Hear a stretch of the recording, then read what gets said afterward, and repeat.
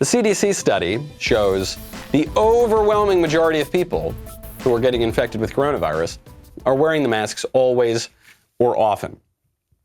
Again, that's not saying anything about the masks per se, just telling you how this virus is actually spreading in reality. Well, we see the same thing in Chicago. Right now, they did a survey in Chicago of how many residents who sent blood spot samples to Northwestern University researchers tested positive for COVID antibodies.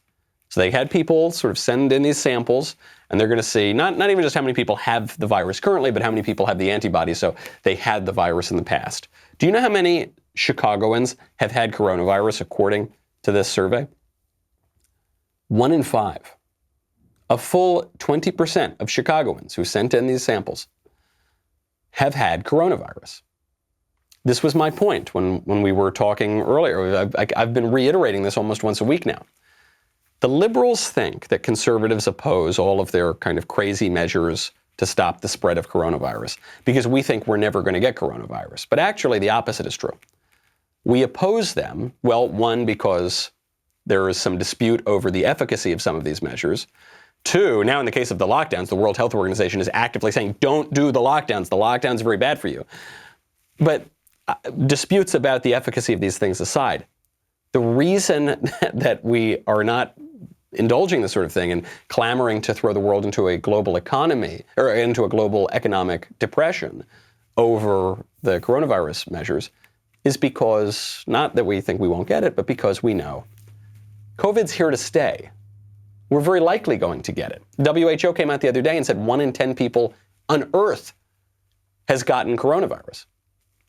10% of the entire world population has gotten this virus in the 9 or 10 months that it has existed. It's not going to stop there, folks. It's going to keep spreading. 1 in 5 Chicagoans has had coronavirus. I know you think that you can protect yourself from that forever because there's some government policy, some matter of social engineering that's going to protect you from germs, that now we're on a political crusade to defeat germs. You're not going to do it. It's not going to happen, folks. This is not only as foolish as, say, the war on poverty, or the war on this or the war on that. This is more foolish. You will not defeat disease. You can improve health.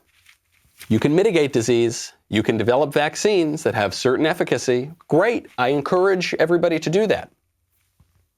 You will not eliminate disease from the world. You will not bring your risk down to 0%, which is what I think our utopian friends on the progressive left think that they're going to do.